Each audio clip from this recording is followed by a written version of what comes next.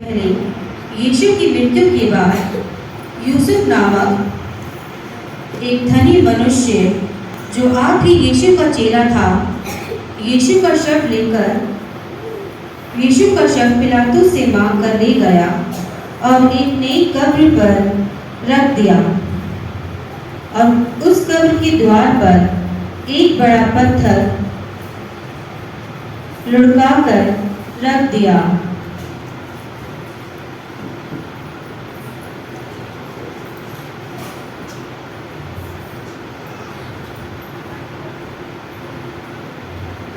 तब प्रधान याजकों और फरीसियों ने पिलातुस से कहकर कब्र पर मोहर लगाई और 2 पहरुओं को कब्र की रखवाली की आज्ञा दी।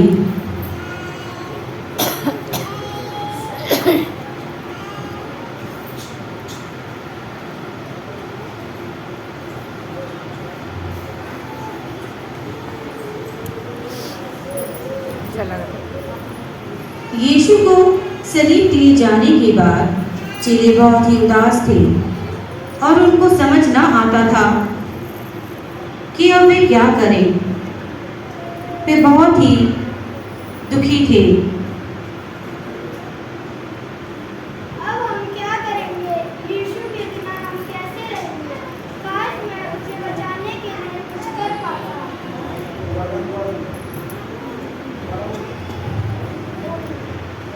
अब हम क्या करेंगे? काश मैं यीशु को बचाने के लिए कुछ कर पाता। अब हम गुरु के बिना कैसे रहेंगे?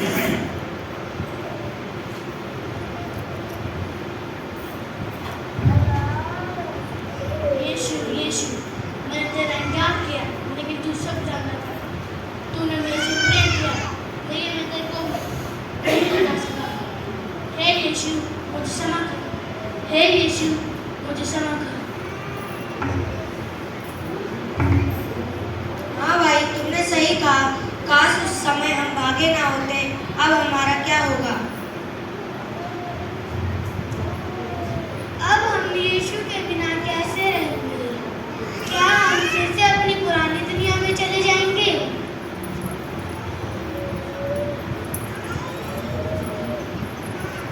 क्या क्या हम दोबारा मछलियाँ पकड़ेंगे? क्या हम दोबारा मछुआरे बनेंगे? अब हमें मार्ग कौन दिखाएगा?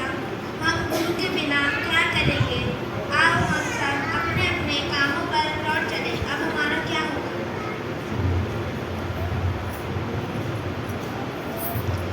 गुरु के बिना शिष्य क्या करे? हम क्या करें? सारे चेले बहुत ही शोक करते और ये सोच रहे थे कि काश वो यीशु का साथ दे पाते, वहाँ से भागते ना और यीशु को क्रूस की मृत्यु से बचा पाते। और उन्होंने ये सोचा कि अब उनके पास कोई उम्मीद ही नहीं है।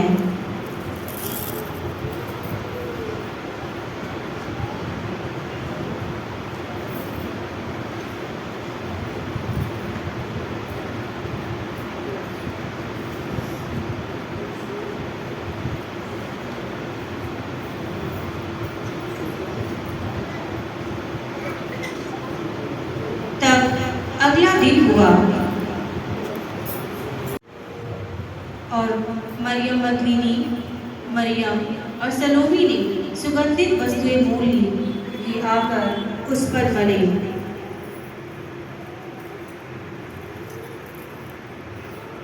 सप्त के दिन के बाद सप्ताह के पहले दिन बड़े भोर को जब सूरज निकला ही था, वे कब्र पर आई और देखो एक बड़ा भूकंप हुआ,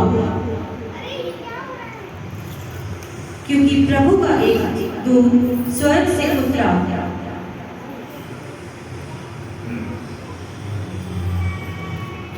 और पास आकर उसने पत्थर को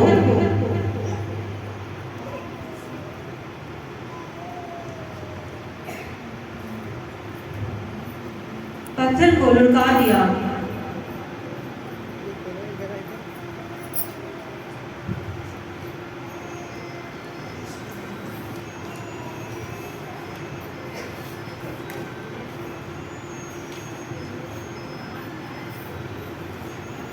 और उस पर बैठ गया।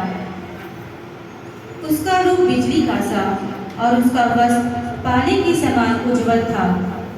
उसके भय से पहरुए कांप उठे और मृत्यु समान हो गए।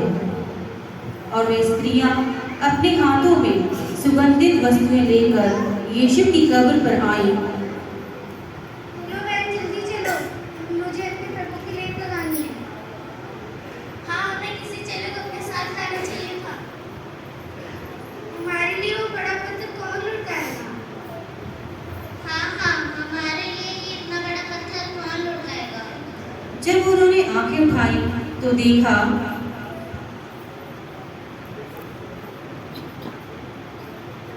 अरे, इतना बड़ा पत्थर किसने लुटाया? हाँ, ये इतना बड़ा पत्थर किसने लुटाया? मैं देखती हूँ।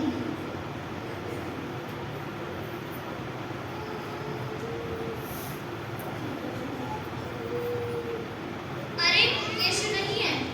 क्या यीशु नहीं है? ऐसे कैसे हो सकता है? मैं देखती हूँ।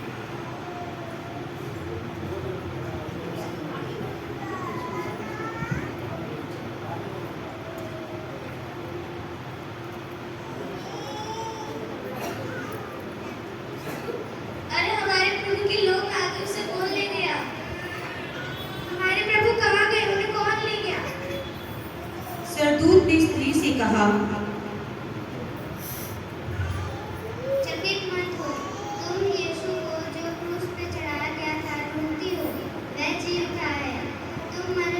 तुम जीवितों को मरे हुओं में ढूंढती हो। देखो, ये वही स्थान है जहाँ उन्होंने उसे रखा था।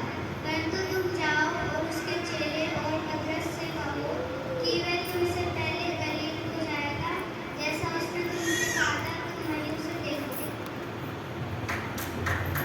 वे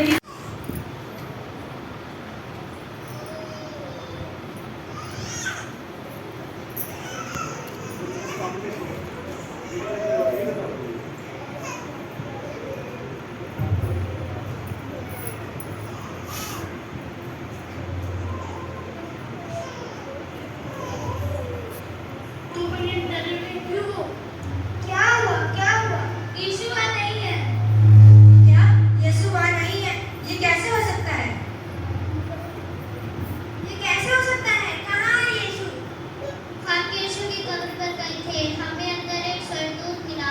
उसने हमसे कहा कि यीशु नहीं है, वो जी उठे हैं, वो जीवित है।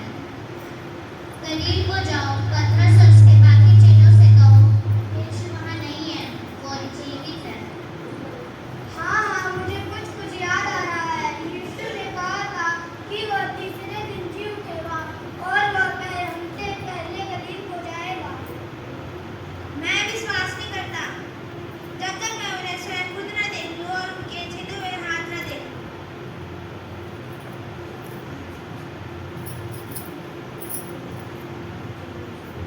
चलो चलो, हम गलील को चलते हैं। तब वे 11 चेले गलील में उस पहाड़ पर गए जिसे यीशु ने उन्हें बताया था। और उन्होंने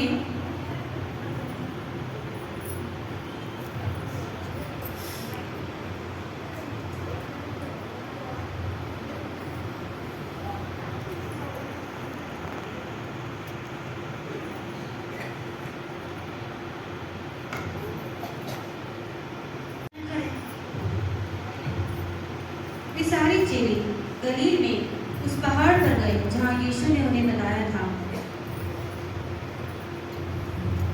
उन्होंने उसके दर्शन पाकर उसे प्रणाम किया।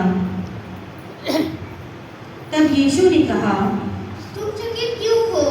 मैं वही हूँ। तुम सारी जगत में जाकर सारी सृष्टि के लोगों को शुभ समाचार प्रचार करो। जो विश्वास करे वह आशीष पाएगा, परंतु जो विश्वास ना करे वह दोषी ठहराया जाएगा। विश्वास करने वालों में यह जीत होगा कि वह मेरे नाम से दुष्ट आत्माओं को निकालेंगे, वह नई नई भाषाएं बोलेंगे,